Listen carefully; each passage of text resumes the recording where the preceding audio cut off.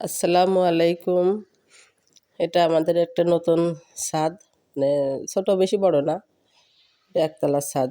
আর যেটার পর গাছগাছালি আছে ওটা দোতলার ছাদ।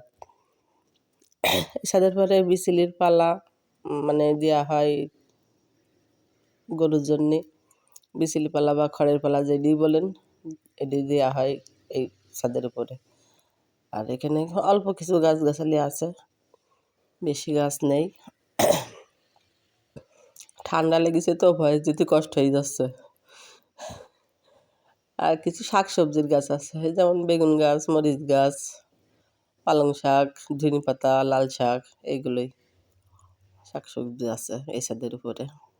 আর কিছু ফুল গাছ আছে মনে হয়, অল্প কিছু ফুল গাছ। এটা স্ট্রবেরি গাছ। স্ট্রবেরি গাছগুলো ভালো হয়নি।